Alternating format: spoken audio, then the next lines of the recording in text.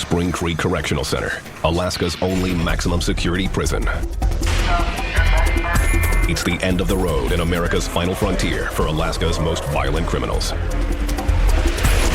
This is a world where younger inmates have declared war on the prison's old convicts. They just want to fight all the time. But if I'm around that, I'm going to stab you. Where inmates can suddenly erupt in violence. I'm going to kill you. Welcome to the country club.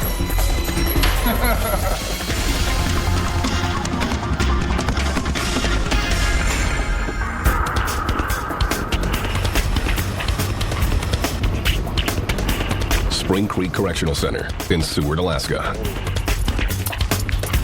The prison was built in 1988 to house the state's most violent offenders. Hardcore felons, rapists, and murderers who will spend the rest of their lives here. Felons like Victor Stern. In 1988, he was living in Anchorage selling drugs when he murdered a store clerk. They gave me 99 years with no parole. That's what I was getting.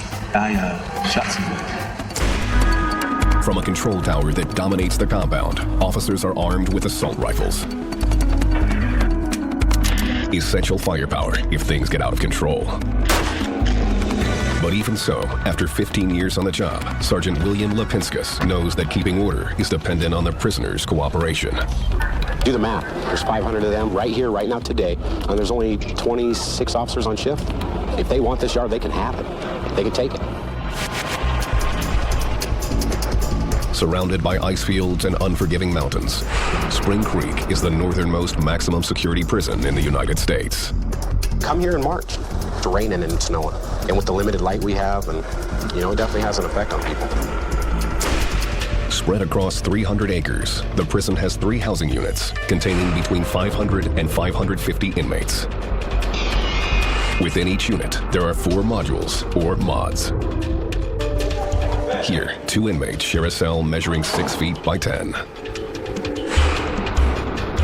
House 2 and House 3 are for inmates in general population. House 1 is Spring Creek's ultra-secure segregation unit. For Superintendent Craig Turnbull, it's a way to control prisoners who will not or cannot stop themselves from being violent. Prisoners there are locked down for approximately 23 hours a day, single-celled, and they have 1 hour of recreation and a shower a day. It's just the highlight of their day. Convicted in 1986 of a contract killing, John Bright has spent more time locked in House 1 than any other inmate at Spring Creek, 12 years. He's been back in general population for just 8 months. I used to fight. I fought in here, I fought on the streets, I fought for fun. So there was nowhere else they could put me because I was fighting every day and being aggressive and a troublemaker. There you go. Alaska has one of the highest rates of violent crime in the United States. With tougher sentences being handed down in the courts, the state's prisons are full to capacity. Overcrowding at other state prisons makes it necessary to send many young offenders with short sentences here to maximum security, and that's a problem. The younger prisoners don't know the established culture. There's always the challenge of long-term prisoners who have long sentences and being housed with prisoners with short sentences, and that causes a lot of friction. At 39, Donald Joseph is considered an old con, and he has a history of fighting younger inmates. They just want to fight all the time. I could be around that, but if I'm around that, I'm not going to go in the room and box with you. I'm going to stab you. Ready? Yeah, bring him out. Today, Spring Creek is accepting a dozen new inmates. Come on, step right around the corner. The first thing officers do is establish their authority. We've got a few rules here. You bring problems to us, we'll bring it to you. Don't mess with us. Step in here. The new arrivals are escorted to a holding room and one by one screened for drugs. Correctional officers know that a prisoner addicted to narcotics or about to spiral into withdrawal is a major security threat. Get these guys secured. But drugs aren't the only problem. Many of these violent offenders may be affiliated with gangs. Determining which inmates have these ties is critical. The officers are looking for what they call Gang Inc. Each prisoner has his tattoos photographed and documented. Any officer can go into our database and look at the prisoner, look at the tattoos that they had when they came in. It's illegal to get ink in prison. Anyone caught doing it will get time added to his sentence. The security sergeant's reviewing all their files, looking for any sort of hint of issues. Maybe we need to put them right in the segregation unit coming from the van. Post 2, can you activate Post 3 and 54 Bravo, please? Prison officials are vigilant about young, more violent inmates with something to prove. Come on. The younger kids that are coming through here, they act like this is a rite of passage, coming to prison. Lifer Victor Stern agrees. So you got all these young cats going in, so now the whole demographic has just changed. I mean, these guys don't care. They're just in and out. They got nothing to lose. Sean Belknap is the type of kid Stern has a problem with. He has a long criminal history of assault and auto theft. He's currently serving 40 months for violating his parole by driving while intoxicated. His short sentence means correctional officers and lifers will be watching him closely. Belknap, BELK, NAP. An inmate like Belknap would normally serve time in a medium security facility. But due to overcrowding and a reputation for violence, he's here at Spring Creek. I've been in and out of the system most of my life, so fighting has been a big thing with me. So usually I go to medium facility, but not now. For Belknap and other new inmates, violent confrontations like this one in the gym are common as they try to establish their place in the pecking order. Officers use pepper spray and contain the fight within seconds. The perpetrators are led in handcuffs to segregation, House 1. Convicted murderer and lifer Ronald Smith has been in Spring Creek for the last 7 years. He's seen his share of fights started by young short-timers. So I got young punks running around here acting like they're all badass, and it's like, whoa, slow down, you know what I mean? Cool your jets. This ain't no game, man. You taking it like it's a vacation because you're going home in 60 days, in 1 year, 18 months, whatever it is. You know, I'm going for an 85-year, bid. This isn't fun. And in real jails, people lose their lives behind these walls every day. The old-timers, they're used to the schedule. They know what to expect from us. We know what to expect from them. These new guys, they come in here and they act like we're going to reinvent the wheel just because they're here. And none of them want to do life. They want to just get a little taste of it so they can go out on the street and tell their friends, I've been to prison. They act like I'm in the big house now and I own it. Well, you don't. And then there are prisoners like these. The prison's 54 mentally ill inmates. Assigned to Echo Module in House 2, many of these inmates can be extremely unpredictable and violent. They can become unstable in a very short period of time, from a person who recognizes you one day and has no idea who you are the next day. Up next, a mentally ill inmate snaps and must be restrained. And later, a new prisoner tries to gain status with his fists.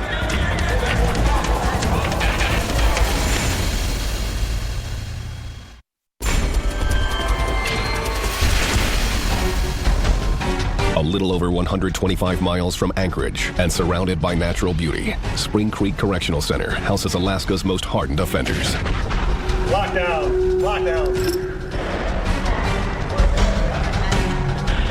And deep inside this maximum security prison in House 2 is a unit holding the most volatile prisoners.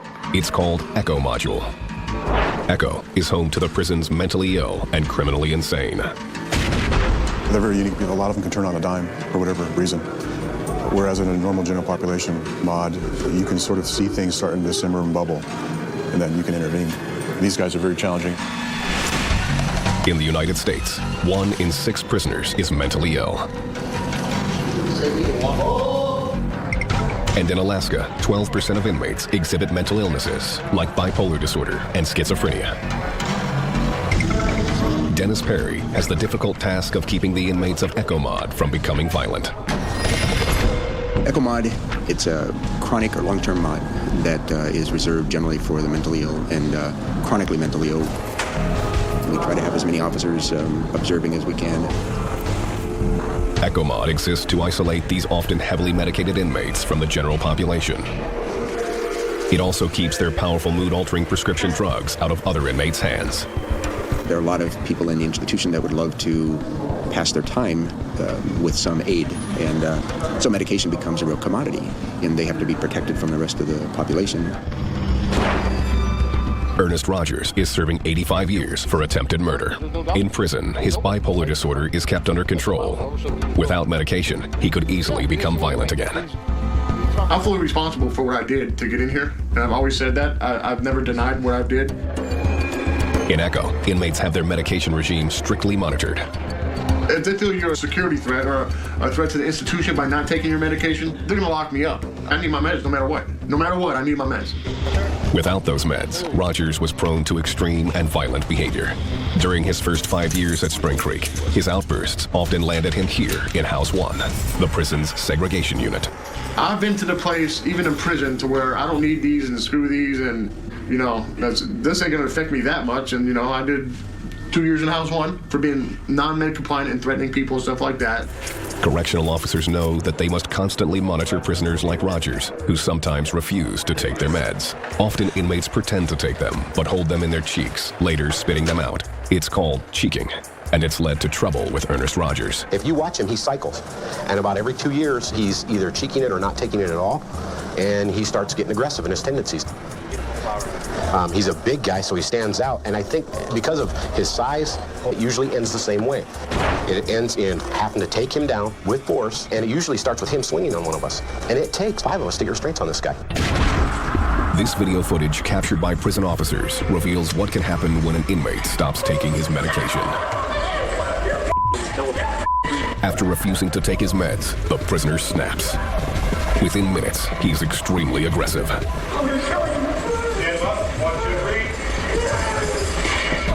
Strapped into an emergency restraint chair, he continues to resist. Screaming, the prisoner spits at the officers, possibly exposing them to hepatitis or something even more serious. The rate of HIV infection is up to 6 times higher for prisoners than for the public at large, so the officers have to protect themselves. They cover the prisoner's head with a spit hood. I'm gonna kill you. I'm gonna kill you. I'm gonna blow your head off. Officers are not allowed to give details about this inmate, but they say he has since served his time and has been released back into society. There are also prisoners who aren't mentally ill, but are simply too violent and disruptive to be in Spring Creek's general population. They live in a tightly controlled, specially built unit, House 1, that segregates them from other inmates and allows correctional officers to control them. And they're there until they're appropriate, their behavior is appropriate, because they're not going to let them disrupt the general population. Welcome to the country club. Coming up, Give the direct order to cuff up now. the prison's most violent offenders face 23-hour lockdown. 31, you got crew in Gulf 13. And later, correctional officers perform a cell shakedown. What's this? Bingo.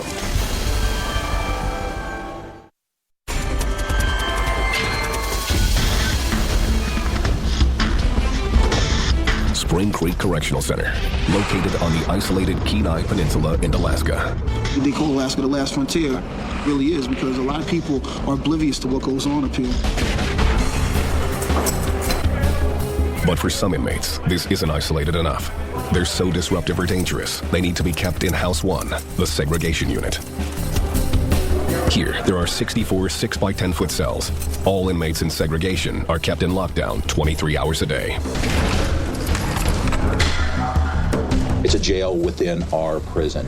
House 1 also houses our maximum security prisoners who have been classified as disruptive to the facility, a danger to other prisoners. Each prisoner here is allowed 1 hour outside of his cell for recreation. The small individual exercise spaces are surrounded by concrete and razor wire. Do it now. Okay. Going House 1. For what? Fighting and violent confrontations like this one, captured on closed-circuit TV, are among the top reasons inmates wind up in segregation. Donald Joseph has been placed in segregation many times. He's a violent offender, serving time for attempted murder. I decided I'm gonna go ahead and turn this guy's lights off. He earned his first trip to House 1 after he got into a fight with a group of inmates who were brandishing homemade weapons. They kept trying to sneak up on me with their little shivs and their little mop handles and stuff. I told them they were a bunch of little punks. Joseph claims he was just fighting back. Grabbed his shirt and stabbed him in his face, and they all started screaming and yelling at me, and they ran down the hallway. After officers broke up the fight, they put him in segregation. Surrounded by violent offenders like Joseph, the correctional officers take no chances. Here, all movement of inmates is strictly regulated. At all times, prisoners are in chains, escorted by one or more officers. But 95% of their time is spent in their cells. Because they can't see each other, their only way to communicate is through the walls. Yeah, you too, man. You always need to watch yourself. They're in here for a reason. Everybody who gets moved in this house is in some kind of retainer, some kind of cuff. Some of these guys are two-man, so they get legs. They get put in belly chains and legs. I'm gonna have you step out. We'll get this guy. I thought he was right out there. Sorry, guys. This inmate has a reputation for spitting at officers. They have been forced to put him in a spit hood, which he must wear from his cell to the recreation area. Spit hood. You spit on one of the officers from another location, and we enforce that all the time. Inmates who consistently challenge authority are quickly identified and constantly monitored. House 1 prisoners are issued red uniforms, which stand out from the yellow other prisoners wear. The red is a constant reminder to officers that they are dealing with the most dangerous inmates. Don't care where they came from. We know why you're here. They come in here, we strip them out, we put them in reds. We give them 3 changes of clothes. We give them new linen. We give them what we call happy sack. Gives them their soap, toothpaste. Cells in this unit have color-coded signs placed on the doors to classify the inmate inside. White, blue, green, and pink. Pink cells house inmates that have a record of assaulting staff. 2 officers must be present at all times when a pink cell door opens. Pink cells are placed on the ground floor as a safety measure for the officers. Lower tiers are always down on the floor. No one taking any chances being up high. On the second tier, officers run the risk of being pushed over the handrails. So there's always 2-man coverage on those guys, always in hands and leg restraints. Despite this strict punishment, some of these prisoners do not seem to learn from the experience. We've had guys leave and come right back the same day. We had one guy, he saw somebody he didn't like that was mouthing to him in here, went straight for him, got right back in. He was out 5 minutes. Convicted murderer John Bright is one of those inmates who keeps winding up in House 1. I did years, for beating a guy almost to death over there in Kilo Mod. And I tried talking to him. And I'm telling this guy, look, man, just stop. He just didn't want to stop. It ended up being 6 years in the hole. But even after his 6 years were up, Bright could not stay out of trouble. He spent another 6 years in segregation for fighting. Just recently, when he was put back in general population, he claims prison officials gave him a final warning. I can fight. You can look at my hands. They look like they've been down the ringer. And they are beat up. But they told me, if you hurt one more prisoner, just one more, I'm going to put you in the hole and never let you out until you die. Corrections officers hope Bright has finally learned his lesson. But they aren't optimistic that he'll be able to avoid new fights with other inmates. He's going to do what John does. And when he does it, he's going to say, hey, you know how I am. I'm not going to walk away. Sometimes a guy just needs a good ass kicking. So John will tell you. Next, officers deal with a new threat, the battle between young and old inmates. Shields down, rock and roll. And later, what happens when an inmate refuses to come out of his cell?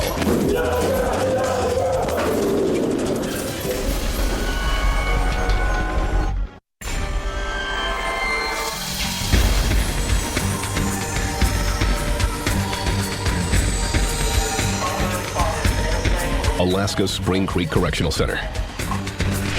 Inside these walls are some of the state's most dangerous criminals.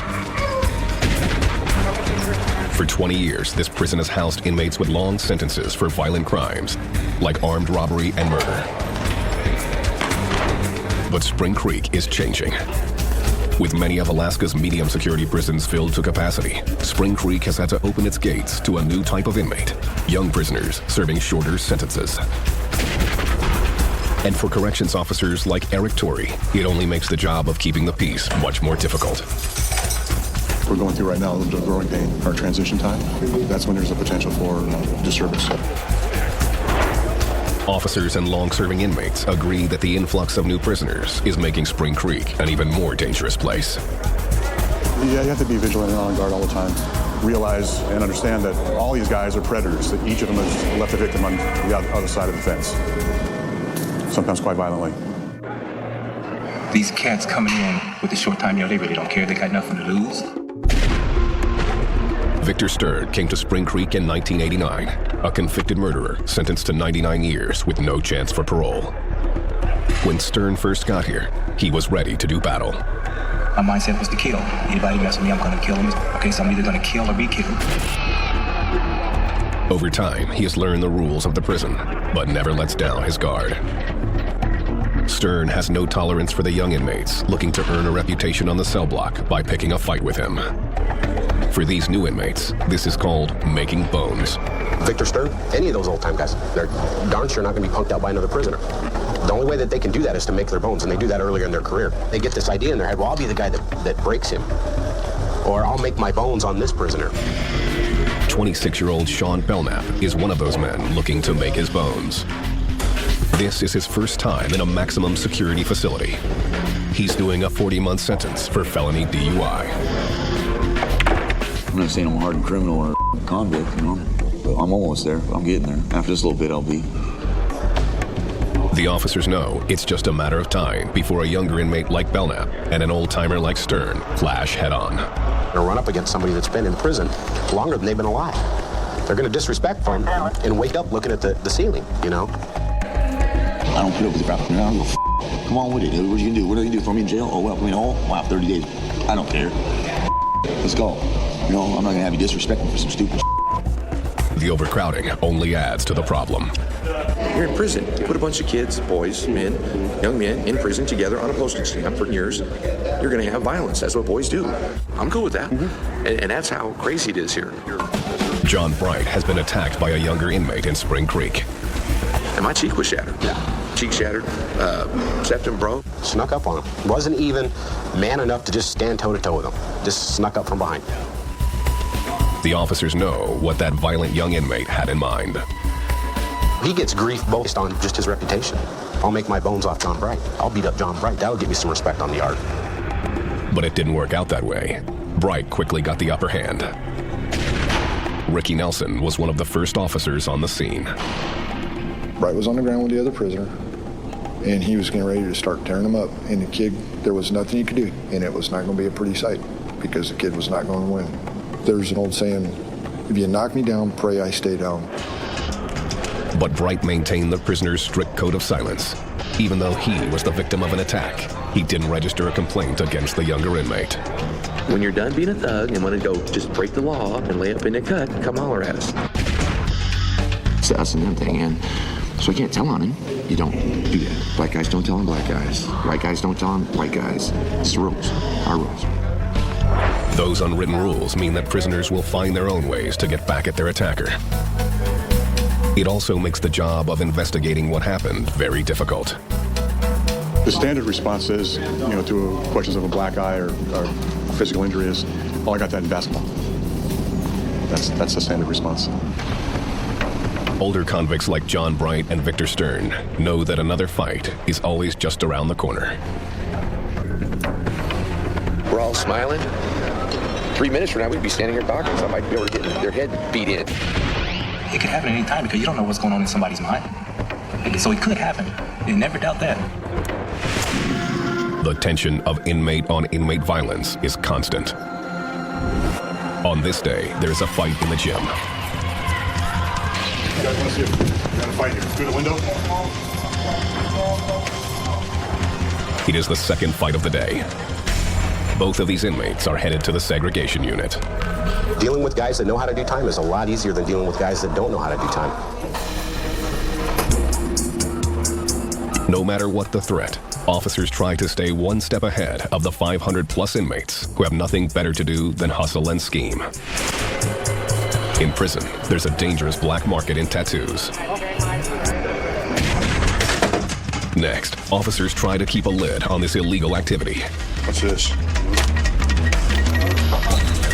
decade later, Spring Creek's cell extraction squad trains to respond to an inmate on a rampage.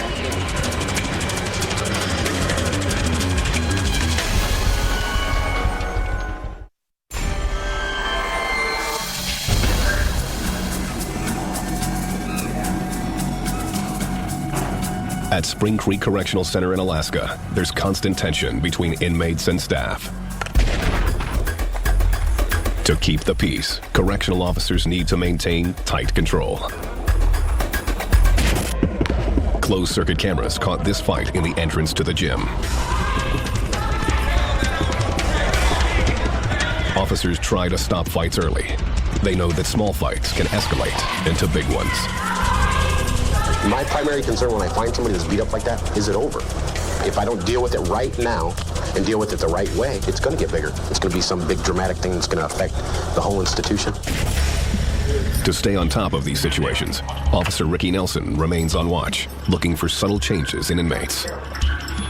If there's something wrong in the mod, you can actually walk in. You just can feel the tension in the air. You just don't know what it is. And you start going around talking, do a general barometer check. You know, you got your key prisoners you can talk to and work from there. Officers try to form a relationship with key prisoners and turn them into informants who divulge information about their fellow inmates. But if an inmate gets a reputation as a rat or snitch, he will pay a heavy price. There's rats in my mod. I tell them, I don't know why the you're talking to me, but if you ever talk to me again, I'll slap your mouth out there to the bay and the sea otters are going to play with your lips. There's a dude, he's wound up there because every mod he goes to, he tells, and he openly tells.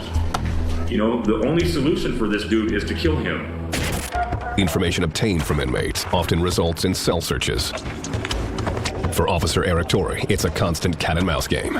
He knows that while he watches the prisoners, they in turn are watching him. I'm only here half the time. They're here all the time. And they probably know more about me than I know about myself. My mannerisms, my habits that I take for granted. They're very much in tune to those. They know what they are. So I accept that and I just try to be as spontaneous as I can. 31, you got crew in Gulf 13. Conducting a cell toss is one way officers can stop fights before they begin.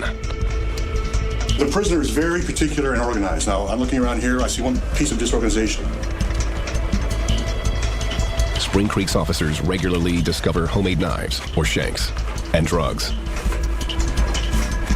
In this cell, Torrey doesn't find a weapon, but something almost as valuable. I go through all these books, but I have a target area here I'm focusing on. What's this? Don't move. Bingo.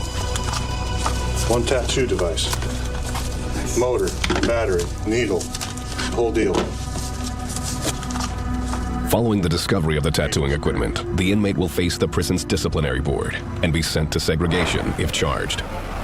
Tattooing with dirty needles causes infection, creating a major health hazard, and can spread hepatitis or HIV. Inmates may also use their tattoos to advertise their gang affiliations. Despite the efforts of officers to clamp down on this underground activity, tattooing remains a big part of the prison's culture and its black market. With low-paying prison jobs as the only legitimate source of income, tattooing is one of the oldest ways to make the cash prisoners can turn around and spend on contraband. I'm trying to get my little hustle on, trying to make money. So I gave this guy some commissary for this motor and decided that I'm a tattoo guy now. And I convinced my cellie that I knew what I was doing. And he gave me $25 to put a Siemens anchor on his arm. And before you get to work, you got to have your DEFCON 1 escape plan. Okay, so I got this kid watching for us, and he goes, "Ray!" They're screaming, lock down now." This time, Joseph hid the tattoo device in his rectal cavity and avoided punishment. But that's not always the case. We make efforts to find all the equipment and shut it down, because what it does is basically the person's establishing a business here. This one right here hurt the most. It's getting one over on the man. You know, the middle of the night, they're doing their tattoo work. Part of the academics or badge of honor when they hit the street is, I got to get my sleeves done before I get out. The officers know tattoos or anything else that has value can serve as a flashpoint for violence. From soups to sex is currency. What we do is our best. You know, here's the evidence. We do quite a good job of cracking down on that, keeping it in line as best we can. For the officers of Spring Creek, the ground rules are simple. Stay vigilant. Complacency will get you killed. Give me 1 second. And keeping one step ahead means preparing for the worst. They just want to go to war. And away we go. Coming up, a violent inmate goes on a rampage.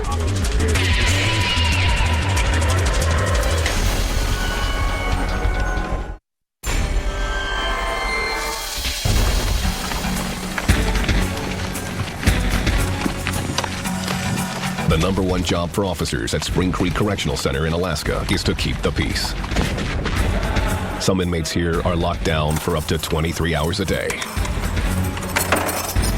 But sometimes officers order prisoners to leave their cells, whether for medical treatment or cell inspection, and all inmates must obey. I need to talk to you. I need to have you come over the door and let's cuff you up, get you over to talk to mental health. If a prisoner refuses to leave his cell, officers must call in a specially trained cell extraction team. It's the prisoner's decision that the team assembled, because we afford them every single opportunity to comply. But you have to come out, and this always has and always will be our last resort. The goal is to remove the prisoner from his cell without the inmate or the officers being injured. It is one of the most explosive and dangerous parts of an officer's job. Handling this situation requires extensive training. It's a strike, and that's why Sergeant Gary Elvey is training Spring Creek's elite 6-member extraction team. Okay, you know your way home from there. Be sure of your target as well as your surroundings, because he's coming. He's been with the team for over 5 years. The training is for a cell extraction. I'm back in the medical department in the facility in one of the isolation cells. This particular scenario calls for an extraction of a potentially mentally unstable prisoner. We have a prisoner who is refusing to be restrained to come out for medical treatment.